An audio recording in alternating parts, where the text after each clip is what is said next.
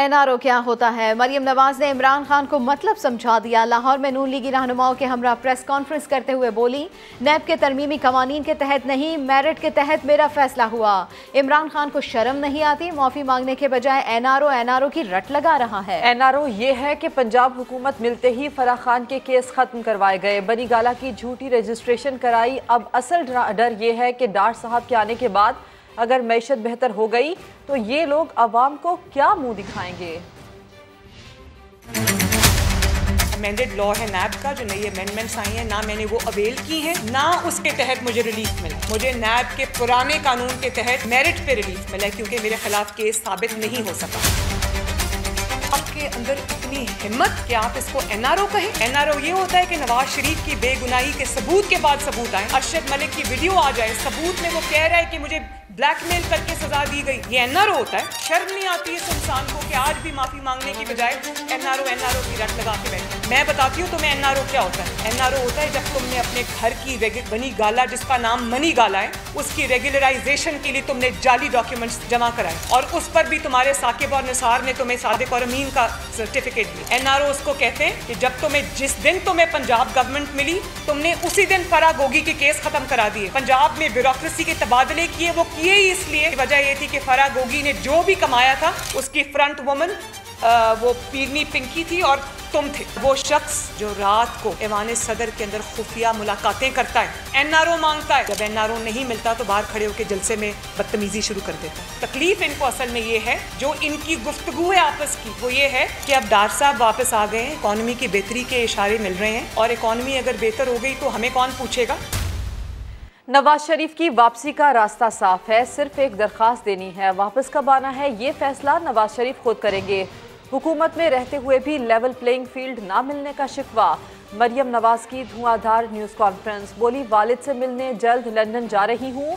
इमरान खान के खिलाफ foreign funding case को तमाम केसों का बाप करार दे दिया। मजीद उन्होंने क्या कहा आपको सुनवाते हैं। नवाज शरीफ का रास्ता अब अल्हम्दुलिल्लाह साफ है, वो बहुत जल्द अपने वतन वापस आएंगे। मैं इंशाअल्लाह ताला जल्द जा रही हूँ। पासपोर्ट मुझे आज मिल गया, मुझे इंतज़ार नहीं हो रहा कि मैं कब जाऊँ और अपने वालिद से मिलूँ। इंशाअल्लाह फाइटिंग फिट होके आऊँगी और इस फितने का इंशाअल्लाह ताला कला कमा करेंगे। कि मैं नहीं चाहती कि वो तौहीन अदालत के मुकदमे में पकड़ा जाए। सब केसेस का बाप फॉरेन फंडिंग, इसके ऊपर बहुत संगीन किस्म के न सिर्फ इल्ज़ामात हैं बल्कि उन इल्ज़ामात के इतने बड़े बड़े सबूत मौजूद हैं कि ये दुनिया, पाकिस्तान क्या, ये दुनिया की किसी अदालत से नहीं बच सकता। लेवल प्लेइंग फील्ड तो अभी हमें हुकूमत में रह के भी नहीं मिली। लेवल प्लेइंग फील्ड ये होती है कि एक शख्स जिसके जराइम से हाथ रंगे हुए हैं वो खुला फिर रहा है, ये नहीं हो सकता। नवाज शरीफ की ही आड़ में ये इसको सजा ना हो। लसबेला हेलीकॉप्टर हादसे पर मनफी प्रोपेगेंडा करने वालों के खिलाफ FIA साइबर क्राइम का क्रैकडाउन जारी है। मुल्क के मुख्तलिफ शहरों से 14 अफराद को गिरफ्तार कर लिया गया है, जिनसे मजीद छानबीन की जाएगी। लसबेला हेलीकॉप्टर हादसे पर मनफी प्रोपेगेंडा किया गया, जिसके खिलाफ अब FIA साइबर क्राइम की जानिब से क्रैकडाउन का सिलसिला जारी है। मुल्क के मुख्तलिफ शहरों से 14 अफराद को गिरफ्तार कर लिया गया है, जिनके खिलाफ मुकदमात दर्ज किए जाएंगे, कार्रवाइयाँ की जाएंगी। लसबेला हेलीकॉप्टर हादसे पर मनफी प्रोपेगेंडा करने वालों के खिलाफ FIA की जानिब से कार्रवाइयाँ मुल्क भर में तेज कर दी गई हैं। 14 अफराद गिरफ्तार किए गए हैं। वज़ीर-ए-आज़म शहबाज शरीफ ने चेयरमैन तहरीक इंसाफ इमरान खान को झूठा तरीन शख्स करार दे दिया। बरतानवी अखबार गार्डियन को इंटरव्यू में कहा कि इमरान खान ने झूठ बोलकर मुल्क की साख को नुकसान पहुंचाया। ऑडियो लीक्स इसकी नाकाबिले तरदीद मिसाल है। साजिश का बयानिया घड़कर पाक अमरीका ताल्लुकात को ख़राब करने की कोशिश की गई। इमरान खान दुनिया के सबसे बड़े झूठे और धोखेबाज हैं। इक़्तिदार से हटाए जाने के बाद वो मुआशरे में मुसलसल जहर घोल रहे हैं। वज़ीर आज़म शहबाज शरीफ का बरतानवी अखबार द गार्डियन को इंटरव्यू। उन्होंने कहा कि इन सब से मेरे मुल्क की साख को बहुत नुकसान पहुंचा है और ये मैं खुशी से नहीं बल्कि शर्मिंदगी और तशवीश से कह रहा हूं। इमरान खान के झूठ के लिए ऑडियो लीक्स नाकाबिले तरदीद सबूत हैं। इमरान खान हकाइक को तोड़ मड़ोड़ के नफरत पैदा कर रहे हैं। उन्होंने बगैर किसी वजह के अमेरिका पाकिस्तान के ताल्लुकात को नुकसान पहुंचाया है। वजीर आजम शहबाज शरीफ ने इमरान खान को तारीख का सबसे नातजर्बेकार, खुदगर्ज, अनापरस्त, नादान सियासतदान करार दे दिया। उन्होंने कहा कि इमरान खान मुल्क को जाती एजेंडे के मुताबिक चला रहे हैं। CPEC से मुतालिक बात करते हुए वजीर आजम ने कहा कि CPEC एक ऐसा मंसूबा है जो न सिर्फ पाकिस्तान बल्कि पूरे खित्ते के लिए अच्छा है। वो नवंबर में चीन भी जाएंगे। वजीर आजम शहबाज शरीफ ने मोरूसी सियासत के इल्जाम को मुस्तरद करते हुए गार्डियन को बताया कि नवाज शरीफ उनके बड़े भाई और कायद हैं और वो हमेशा उनसे मशवरा करते हैं। और क्या इमरान खान ने बुशरा बीबी और अरसलान खालिद की ऑडियो की तस्दीक कर दी? एक इंटरव्यू में इमरान खान ने एतराफ़ किया है कि बुशरा बीबी की घर की महफूज लाइन से की जाने वाली कॉल की ऑडियो भी लीक की गई है। बुशरा बीबी और अरसलान खालिद की अहम मामले को गद्दारी से लिंक करने की ऑडियो सामने आई थी। ये कौन सी वाली कॉल थी जिसका खान साहब जिक्र कर रहे हैं? कहीं वो ये गुफ्तगू तो नहीं जिसमें बुशरा बीबी सियासी हरीफों में गद्दारी के सर्टिफिकेट बांटने की हिदायत दे रही थी? खान साहब ने आपको कहा था ना कि गद्दारी का वो जो आपने हैशटैग करके करना है। इतने लोगों का फोन आया हुआ था कि आपका सोशल मीडिया बहुत एक्टिव था और एक हफ्ते से बिल्कुल एक्टिव नहीं है। तो क्यों है बेटा, आजकल तो आप लोगों को बहुत एक्टिव होना है। आपने इसको लिंक कर देना है गद्दारी के साथ। खान साहब कहीं एतराफ तो नहीं कर रहे कि उनके घर से सोशल मीडिया ब्रिगेड को हिदायत दी जाती रही हैं? दूसरा मैंने आपको कहना था, मुझे और जो वो फरा है ना उसके बारे में बहुत इन्होंने गंद उड़ाना है। उस पे भी आप उसको भी आपने लिंक कर देना है कि हमें पता है कि ये गद्दार कौन कर रहा है। तो आपने इसको लिंक कर देना है गद्दारी के साथ। अपने सोशल मीडिया में लेटर को उठाना है कि हमें पता है कि वो लेटर सही है। इमरान खान के नाम निहाद साजिशी बयानिए का साथ ना देने पर अरसलान जैसे कई बेटे मुखालफिन की जिंदगियां तंग किए हुए हैं। उनको पता है कि मुल्क में खान के साथ गद्दारी हो रही है और मुल्क के साथ हो रही है, और ये उनका बयान देखें। इसको आप अपने लफ्ज़ों में इसको आपने सोने नहीं देना। इसको ठीक है जी, बिल्कुल सही है। इसको ट्रेंड बना देना है। सियासी जद्दोजहद को जहाद का नाम देना, हरीफों की हुब्बुल वतनी पर सवालात उठाना, क्या तहरीक इंसाफ कौम की तकसीम करने के मिशन पर गामजन है? सवालात उठने लगे हैं। मैंने अब जहाद डिक्लेयर किया है। चेयरमैन PTI इमरान खान ने ताकतवर हलकों से बातचीत का एतराफ़ कर लिया। कहते हैं सियासतदान के दरवाजे सबके लिए खुले होते हैं मगर मुजरिमों से बात नहीं करूँगा। खान इस्लामाबाद हाई कोर्ट में पेश हुए तो सहाफियों ने सवालात की बौछार कर दी। सवाल हुआ, आपकी ताकतवर लोगों से बातचीत की खबरें हैं। इमरान खान ने जवाब दिया, सियासतदान तो बातचीत करता रहता है मगर मुजरिमों से बात नहीं होगी। बाकी मेरे दरवाजे सबके लिए खुले हैं। साथ ही ये भी कहा, अक्लमंदी यही है कि जब बात हो रही हो तो इस पर बयान ना दिया जाए। मरियम नवाज को पासपोर्ट वापस मिलने पर इमरान खान ने कहा, इससे वाज़ेह हो गया कि इस मुल्क में रूल ऑफ लॉ नहीं है। और तो और इमरान खान ने अपने हक में फैसला आने के बाद भी मुल्क के अदालती निज़ाम पर पूरी तरह इत्मीनान का इजहार न किया। हर पॉलिटिशियन अच्छा नहीं होता और हर बुरा नहीं होता। हर साथी अच्छे होते बुरे होते हैं। इमरान खान का कहना था कि उन पर एक ही केस बनाना बाकी रह गया है और वो चाय में रोटी डबो डबो कर खाने का केस है। साइफर से मुतालिक सवाल हुआ तो साहब कह लगाकर खामोश हो गए। टेलीथॉन में इकट्ठी होने वाली रकम का जिक्र हुआ तो बोले वो रकम इस हफ्ते लोगों में तकसीम होना शुरू हो जाएगी। एक और यू टर्न, वो इमरान खान जो लोगों में एक्स, वाई और न्यूट्रल्स का नामुनासिब बयानियां घड़ते रहे, अब वो ताकतवर हलकों से मुज़ाकरात फरमा रहे हैं। एक बार फिर पब्लिक में कुछ और प्राइवेट में कुछ और नजर आ रहे हैं। एक नहीं, दो इमरान खान नजर आ रहे हैं। एक और एतराफ, एक और यू टर्न, एक नहीं दो पाकिस्तान, एक नहीं दो इमरान खान जो कल तक पब्लिक में एक्स वाई करते नहीं थक रहे थे। जो मिस्टर एक्स और मिस्टर वाई लोगों को धमकियां देते हैं, वापस धमकियां दो इनको। जिन्होंने जलसे के जलते न्यूट्रल्स करते गुजार दिए। जब अच्छा बुरा होता है, अल्लाह ने हमें इजाजत ही नहीं दी कि हम न्यूट्रल हो जाएं। जानवर न्यूट्रल होता है। जब अच्छे और बुरे की जंग हो तो आप कहें जी मैं पीछे खड़ा हूं, मैं तो न्यूट्रल हूं, मैं तो किसी के साथ नहीं हूं। वो इमरान खान अब एतराफ कर रहे हैं कि ताकतवर हलकों से मुज़ाकरात कर रहे हैं। फरमाते हैं सियासतदान के दरवाजे सब पर खुले हैं। अक्लमंदी इसी में है कि जब बातचीत चल रही हो चुप ही रहा जाए। ऐसे में इमरान खान अपनी ही पार्टी के लिए मसला बन गए। सख्त बयानात ने पार्टी इत्तेहाद को भी दांव पर लगा दिया। एस्टेब्लिशमेंट के साथ मुज़ाकरात में नाकामी पर लॉन्ग मार्च के हवाले से तहरीक इंसाफ 2 ग्रुपों में तकसीम हो गई।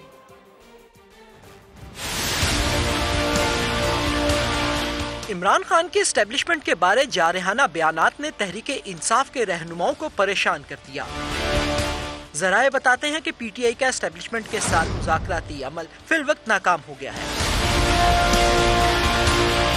एस्टेब्लिशमेंट के साथ मुज़ाकरात करने वाली टीम के अरकान ने इजलास को बताया कि चेयरमैन के जारहाना बयानात ने मुश्किलात पैदा की हैं। कमेटी अरकान ने इमरान खान को इस्लामाबाद लॉन्ग मार्च न करने का मशवरा दिया। कहा कि इससे हुकूमत पर दबाव की बजाय हालात खराब होंगे। राब्ते में है, कोई न कोई बेहतरीन निकल आएगी।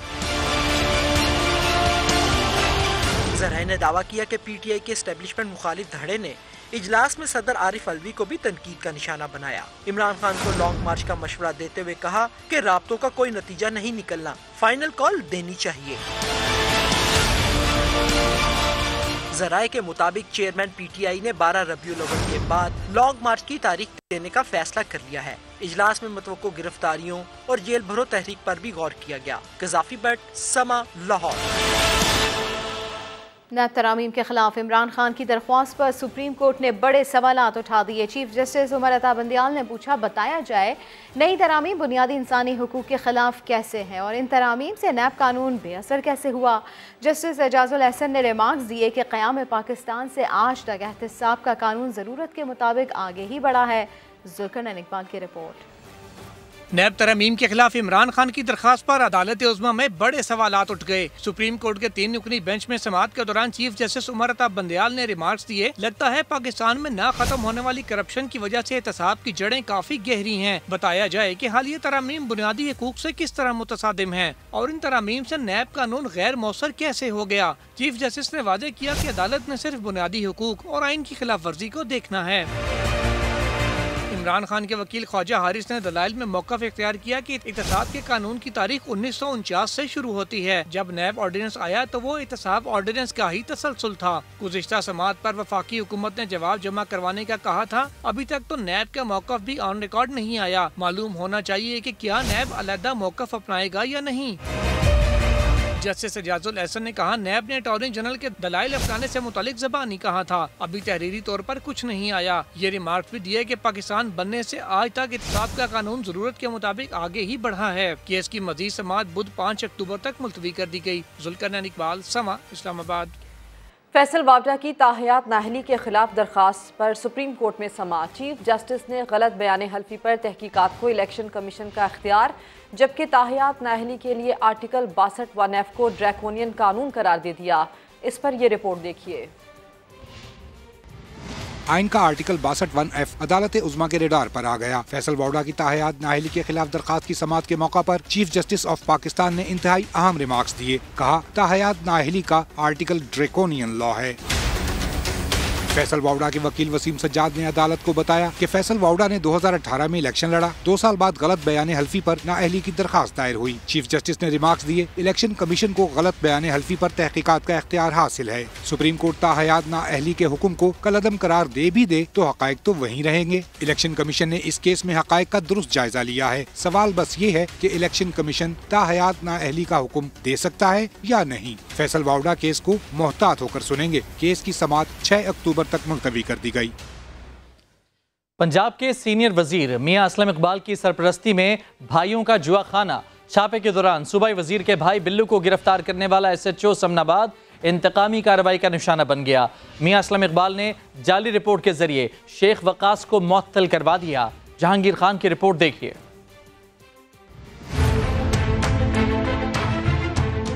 पंजाब के सीनियर वजीर असलम इकबाल के भाइयों का जुआ खाना बेनकाब हो गया। चंद रोज कबल SHO समनाबाद शेख वकास ने इतला मिलने पर जुए खाने पर छापा मारा और सूबाई वजीर के भाई बिल्लू को ऑनलाइन जुए के सामान समेत गिरफ्तार करके थाना ले गया।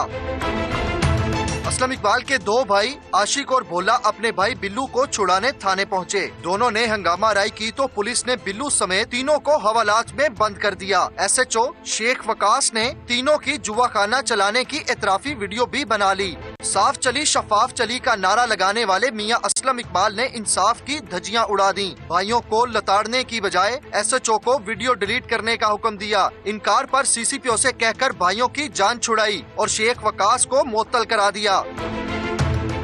शेख वकास को मुअत्तल कराने के लिए मियां असलम इकबाल ने SP ऑपरेशंस इकबाल टाउन अमारा शिराजी से जाली रिपोर्ट बनवाकर शेख वकास को मुअत्तल कराया। जहांगीर खान, समा, लाहौर। मुस्लिम लीग नून की MP सादिया तैमूर ने रोडा प्रोजेक्ट के मुतासरीन से ज़बरदस्ती ज़मीनें हथियाने के खिलाफ पंजाब असम्बली में करारदाद जमा करा दी। करारदाद में मुतालबा किया गया है कि रोडा मुतासरीन की ज़मीनें हथियाने के बजाय उनके साथ बैठकर बातचीत से मामला हल किए जाए। रावी रिवर अर्बन प्रोजेक्ट के हज़ारों मुतासरीन कई माह से सरापा एहतजाज है। पंजाब हुकूमत हज़ारों एकड़ ज़रई अराजी को औने पौने दामों खरीद रही है। किसानों को मार्केट रेट के बजाय हुकूमत अपनी मर्जी की कीमत दे रही है। करारदाद के मुताबिक 3 साल से पंजाब हुकूमत इस मेगा प्रोजेक्ट की एक ईंट नहीं रख सकी। आपको ये बताते चलें कि मुस्लिम लीग नून की MP सादिया तैमूर ने रोडा प्रोजेक्ट के मुतासरीन से ज़बरदस्ती ज़मीनें हथियाने के खिलाफ पंजाब असम्बली में करारदाद जमा करा दी।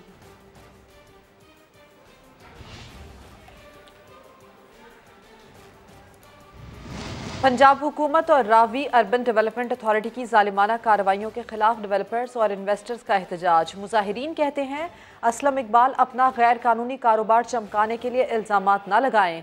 जहांगीर खान की रिपोर्ट। सूबाई वजीर असलम इकबाल और पंजाब हुकूमत की जानिब से सियासी इंतकामी कार्रवाइयाँ। Developers, investors, park view city के मकीन और ताजर सड़कों पर निकल आए।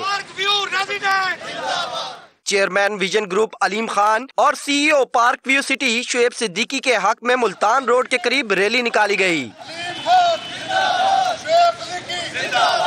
मुजाहिरीन का कहना था अलीम खान की सियासी वाबस्तगी से खौफजदा लोग रंग रंग की बोलियां बोल रहे हैं। विजन ग्रुप लाहौर के रोशन मुस्तकबिल का नाम है। हर साजिश नाकाम बनाएंगे। अब्दुल अलीम खान पर दहाइयों का एतमाद है। सब कुछ कानून के मुताबिक है तो गैर कानूनी कार्रवाइयाँ क्यों? ये जो गुंडागर्दी असलम इकबाल की तरफ से और जो सिटिंग गवर्नमेंट है उसकी तरफ नाजायज़ गुंडागर्दी की जा रही है। यहाँ पे एक लीगल काम हो रहा है और हज़ारों घर और हज़ारों आबादी आबाद है इधर, तो उनका रोज़गार बंद करने की कोशिश की जा रही है। जानबूझ के हरासमेंट कर रहे हैं। हज़ारों की तादाद में पुलिस आती है, गुंडागर्दी जिसको मर्जी उठा के ले जाती है, कोई पूछने वाला ही नहीं है। 15 से 20 हज़ार की आबादी है तो खुदारा पंजाब गवर्नमेंट खुदा का खौफ करो। कुछ हुआ तो वो पंजाब गवर्नमेंट परवेज लाई, तुम जिम्मेदार होगे। हमने तमाम डीलर्स यूनिटी ने और पार्क व्यू रेजिडेंट्स ने हम एक यूनिटी मार्च निकाला है। पार्क व्यू के रिहायशियों का कहना था सरकारी मशीनरी ने भारी नुकसान पहुंचाया। इंसाफ के लिए हर अदालत का दरवाजा खटखटाएंगे। कैमरामैन अजहर इकबाल के साथ जहांगीर खान, समा, लाहौर। पंजाब तरक्याती वर्किंग पार्टी या गुजरात तरक्याती पार्टी का इजलास। 32 अरब रुपए की 14 स्कीमों में से 18 अरब 22 करोड़ फिर गुजरात को मिल गए। इसी के ऊपर बात कर लेते हैं एग्जीक्यूटिव प्रोड्यूसर जुल्फिकार अली महतू से। जुल्फिकार, क्या है ये तमाम फिर मामला? जी, ये मामला ये है कि जब से वज़ीर-ए-आला परवेज लाई दोबारा बने हैं पंजाब के, तो उसके बाद ही चेयरमैन PND अब्दुल्ला संबल ने चार्ज संभाला था। जिस वक्त एक्टिंग चीफ सेक्रेटरी पंजाब भी हैं। लेकिन दरअसल सूरत ये है कि जो बुनियादी मामलात हैं पंजाब की तरक्यात के हवाले से, उसमें स्कूल एजुकेशन के 39 अरब रुपए के प्रोजेक्ट जो है वो अभी उनको छेड़ा नहीं जा रहा। हायर एजुकेशन के 13 साढ़े 13 अरब के हैं। बुनियादी सेहत के 21 अरब रुपए के प्रोजेक्ट हैं। वाटर सप्लाई के 12 अरब रुपए के प्रोजेक्ट। ठीक है, बहुत शुक्रिया जुल्फिकार अली महतू आपका।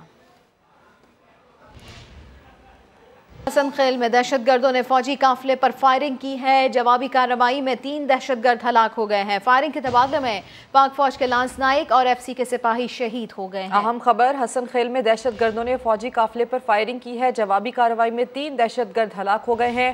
फायरिंग के तबादले में पाक फौज के लांस नाइक और FC के सिपाही शहीद हो गए। बात करेंगे, सुमेरा खान हमारे साथ हैं। सुमेरा, बताएं इसकी क्या तफसील है?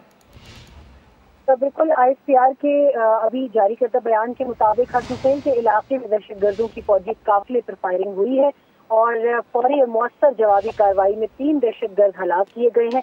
अलबत्ता दीगर दहशतगर्दों की तलाश में इलाके में सर्च ऑपरेशन जारी है, जो कि तब तक जारी रहेगा जब तक कोई दहशतगर्द पकड़ नहीं लिए जाते। हलाक दहशतगर्दों से बड़ी मिकदार में असलहा, गोला बारूद भी बरामद हुआ है। ये दहशतगर्द सिक्योरिटी फोर्सेस के अलावा सिविलियंस के खिलाफ भी बहुत सारी दहशतगर्दी की कार्रवाइयों में सरगर्म थे और क्रिमिनल एक्टिविटीज में मुलविस थे। अलबत्ता शदीद फायरिंग के तबादले में पाक फौज के लांस नाइक मोहम्मद पन्ना, जिनकी उम्र 30 साल थी और जिला जाफराबाद के रिहायशी थे, और फ्रंटियर कांस्टेबलरी के सिपाही शमसुल्लाह जो है 36 साल उनकी उम्र थी और वो भी इसमें शहीद हुए हैं। और इन दो शुहदा की कुर्बानियों के हवाले से ISPR का कहना है कि ये कुर्बानियां हमारे अज़्म को मज़ीद मजबूत करती हैं। सुमेरा, इसकी तफसील आपने बताई, आपका शुक्रिया। आगे बढ़ते हैं। हुकूमत क्यों नहीं पूछ रही कि ऑडियो टेप कौन कर रहा है? तहरीक इंसाफ के रहनुमा असद उमर ने सवाल उठा दिया। कहते हैं अदालत से इस्तदा करेंगे कि PTI के 123 अरकान के इस्तीफे एक साथ मंजूर किए जाएं। उन्होंने इल्जाम लगाया कि इलेक्शन कमीशन PDM की हलीफ जमात बन चुका है।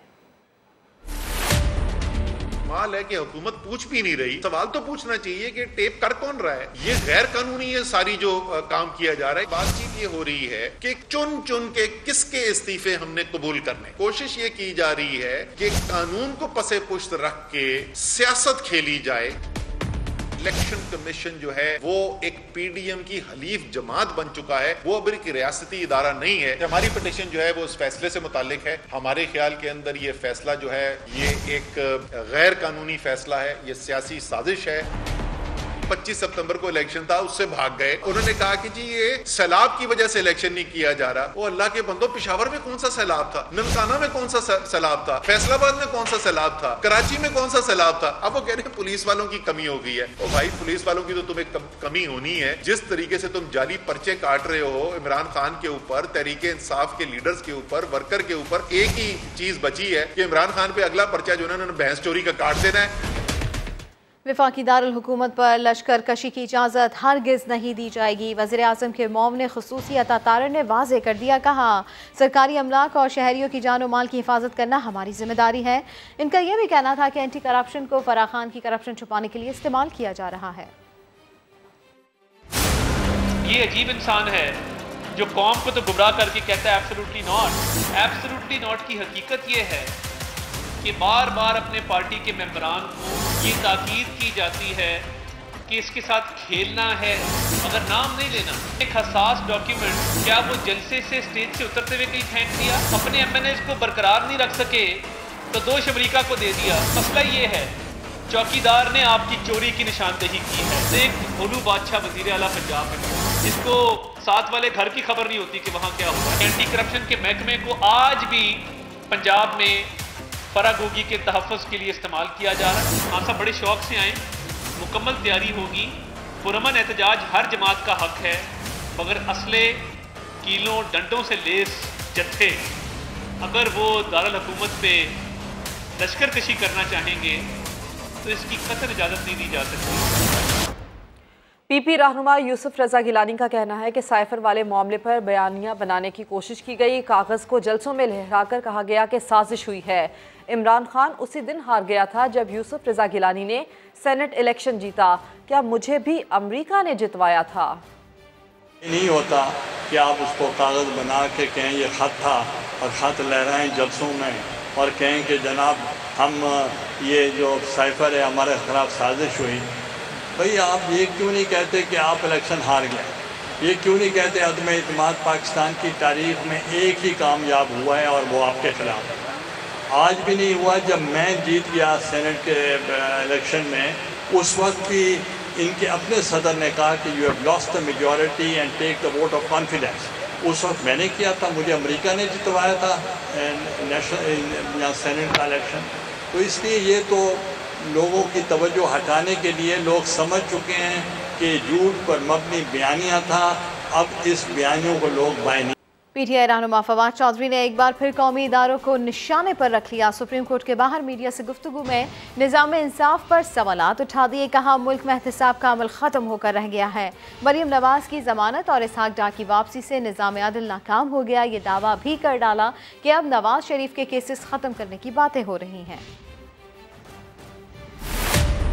जिस तरीके से अब मरियम नवाज का केस खत्म हुआ, अब नवाज शरीफ के केसेस खत्म करने की कोशिश हो रही है। हम इस मुद्दे के ऊपर सुप्रीम कोर्ट की इंटरवेंशन चाहते हैं। जरदारी खानदान और शरीफ खानदान की जो तमाम प्रॉपर्टीज जो इस वक्त मुल्क से बाहर पड़ी हुई हैं, अमली तौर के ऊपर उनको सुराख लगाना, उनको पाकिस्तान वापस लेके आना तकरीबन नामुमकिन। हयात नाअहली वाला मामला है ना, इंशाल्लाह नए इंतखाबात के बाद अगली पार्लियामेंट इस पर गौर करेगी। जहांगीर तरीन साहब के उस केस में फैसला सही नहीं था, कोई शुबा ही नहीं है। जहांगीर तरीन की हयात नाअहली नहीं बनती थी, और वो तो अब खैर बातें भी शुरू होगी, बैलेंस के चक्कर में हो गया था। साइफर की ओरिजिनल कापी सुप्रीम कोर्ट में पड़ी हुई है। हम तो पहले दिन से कह रहे हैं कमीशन बनना चाहिए। अभी आपको ये खबर दें कि इलेक्शन कमीशन ने कराची में बल्दियाती इंतखाबात मुलतवी करने की सिंध हुकूमत की दरख्वास्त मुस्तरद कर दी। करार दिया है कि कराची डिवीज़न में बल्दियाती इंतखाबात 23 अक्टूबर को ही होंगे। विफाक से 60 करोड़ रुपए ना मिलने पर भी तशवीश का इजहार किया गया है। इलेक्शन कमीशन ने कराची में बल्दियाती इंतखाबात मुलतवी करने की सिंध हुकूमत की दरख्वास्त मुस्तरद कर दी है। ये करार दिया है कि कराची डिवीज़न में बल्दियाती इंतखाबात 23 अक्टूबर को ही होंगे। विफाक से 60 करोड़ रुपए ना मिलने पर भी तशवीश का इजहार किया। अमीर जमात इस्लामी कराची हाफिज नईमुर रहमान ने कहा है कि पीपल्स पार्टी ने इलेक्शन कमीशन को यरगमाल बनाया हुआ है। सिंध के इलेक्शन कमिश्नर पीपल्स पार्टी के एजेंट बने हुए हैं। इलेक्शन कमीशन इख्तियारात इस्तेमाल करते हुए बल्दियाती इलेक्शन के लिए फौज और रेंजर्स तलब करे।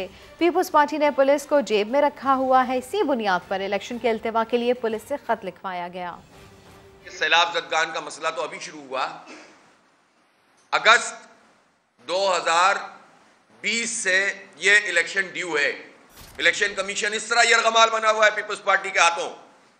एक मरतबा फिर Sindh election commission peoples party का एजेंट बनकर किरदार अदा करने की कोशिश कर रहा है। ये एजेंट का किरदार नहीं चलेगा।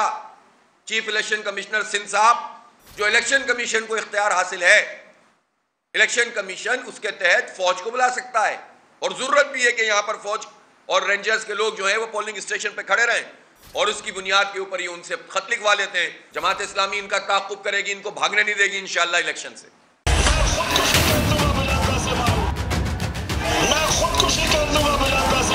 ओह अच्छा, खुदकुशी कर लेंगे। कर्जे लेने पड़ते हैं IMF से, टैक्स लगाने पड़ते हैं, अपने लोगों को गरीब गुर्बत पैदा करते हैं। ऊंची दुकान फीका पकवान, IMF डील को दिया मुश्किल का नाम। मुश्किल ये थी कि अगर हम ये जल्दी कर्जे नहीं लेते, मुल्क को नुकसान पहुंचना। PTI तावीलें देती रही, बेवकूफ बनते रहे अवाम। जब आप कहते हैं कि कर्जे ना लें, ये ना करें, वो ना करें, तो क्या करें? मजबूर हैं। हमें IMF के पास जाना पड़ा, तो क्या करें? मैं खुदकुशी कर दूंगा। मजबूर हैं। कितनी दफा IMF के पास जाते, तो क्या करें? IMF के साथ हमारे जो मुज़ाकरात हैं वो तय पा गए हैं। IMF के पास इसलिए जाते हैं कि आप मजबूर हैं, और फिर कहते हैं कि हम कोई गुलाम हैं कि जो आप कहेंगे हम कर लें।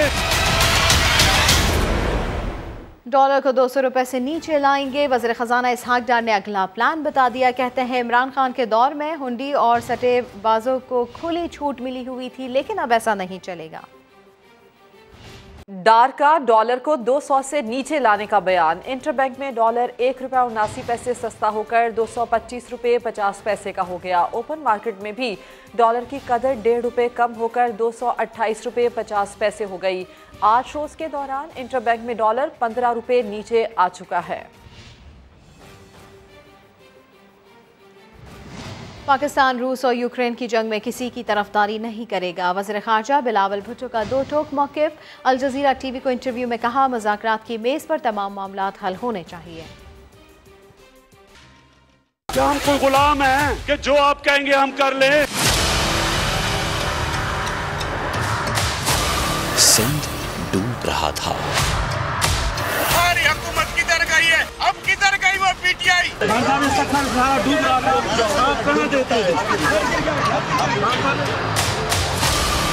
बलूचिस्तान तबाह हो रहा था।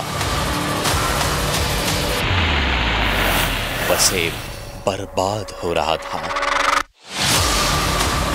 और इमरान खान चैन की बांसुरी बजा रहा था। सबसे बड़े फंड रेजर होने का दावेदार जलसों के मैदान सजाता रहा। एहतजाज की कॉल देता रहा। जब मैं अपनी कौम को एक कॉल दूंगा, गेम सबके हाथ से निकल जाएगी। खैबर पख्तूनख्वा भी मुंतजिर ही रहा। मैं खुद पीटे का आया, न पीटे वाला आया, न कोई हमारा पूछने वाला आया, नमक भी हमारा पास नहीं है। और कप्तान सिर्फ सियासत चमकाता रहा। कराची में लुटेरों ने एक और नौजवान की जान ले ली। शादमान में डकैती मज़ाहिमत पर फायरिंग से 20 साला नौजवान जाँ बहक हो गया। गुलिस्तान जौहर में बाइक ना रोकने पर पुलिस की फायरिंग से नौजवान जख्मी हो गया। जिशान मुगल की रिपोर्ट। कराची में एक के बाद एक नौजवान लुटेरों का निशाना बनने लगा।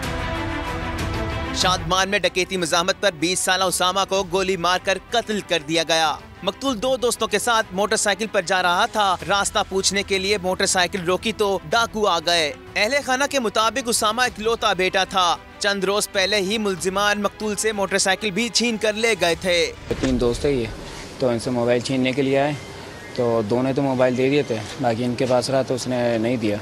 उसने कहा कि मैं गोली मार दूंगा, तो उसने कहा कि गोली मार दें। इसके एक गोली मारी है, सीने के ऊपर लगी है, तो उसमें इनकी ऑन द स्पॉट डेथ हो गई। शहर में रवासाल डकैती मज़ाहमत पर अब तक 75 अफराद कत्ल हो चुके हैं। दूसरी जानिब गुलिस्तान जौहर ब्लॉक 8 में स्नैप चेकिंग के दौरान मोटरसाइकिल सवारों के न रुकने पर अहलकारों ने फायरिंग कर दी, जिसके नतीजे में 22 साला नौजवान जख्मी हो गया। मेरी बाइक जो थी वो स्लिप हो गई थी और हम लोग रुके और ये सारे आके हम पे स्ट्रेट फायर किए। इन्होंने 15 से 16 स्ट्रेट फायर हम पे किए, जिनमें से एक इन भाई को टांग पे लगी है, मेरी बाइक पे लगी है और हम लोग जख्मी हुए हैं भाई।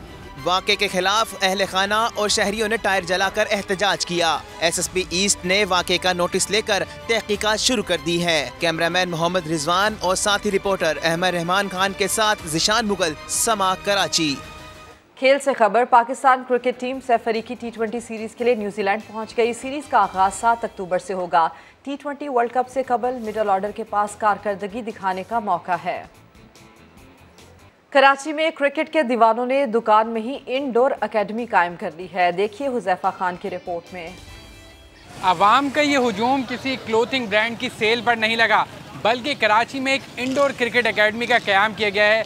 आइए चलते और अंदर देखते हैं कि इस एकेडमी में क्या क्या फैसिलिटीज़ मौजूद हैं।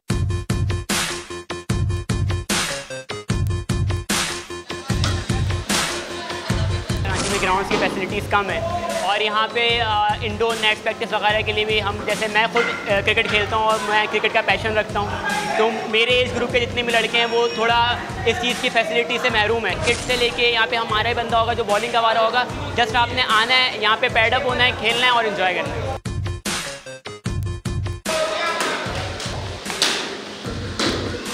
मैं एक IT इंजीनियर हूँ, तो टाइम मेरे पास होता नहीं है। रात को मैं 8 बजे 9 बजे इस तरह मैं ऑफ करता हूँ। जाहिर बात है क्रिकेट तो हमारे खून के अंदर है और क्रिकेट खेले बगैर तो रहते नहीं सकते।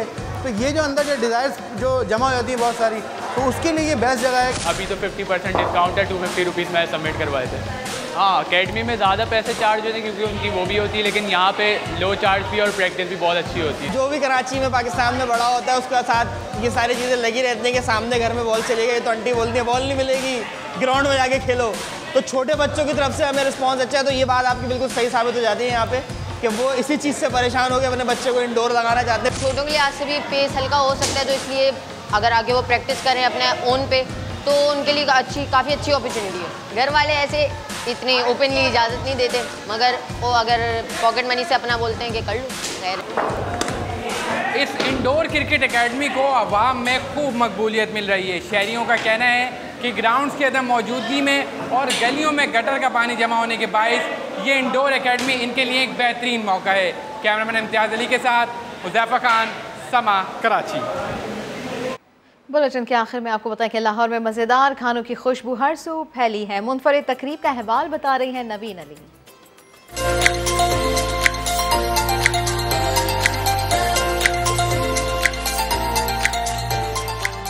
दिन में धूप और रात में खुनकी, मौसम बदला तो खाने भी बदल गए। नई डिशेस मुतारिफ कराने के लिए सजी ब्रेकअप तकरीब। सियासतदान, शोबिस, टिकटॉकर्स और क्रिकेटर्स सभी खाने के शौकीन निकले। इस्लामाबाद, कराची, लाहौर के अंदर होटलिंग की तो एक भरमार है, लेकिन इम्पॉर्टेंट चीज़ ये होती है कि होटल के अंदर स्टफ़ क्या है, होटल की सर्विसेज क्या है, होटल की रेपुटेशन क्या है। एम्बियंस मुझे बहुत पसंद आया, फूड क्वालिटी बहुत अच्छी है। तकरीब में आए लोग बदलती रुत, खानों और कवाली महफिल से भरपूर लुत्फ अंदोज हुए। कैमरामैन साद नवीद के साथ नवीन अली, समा, लाहौर।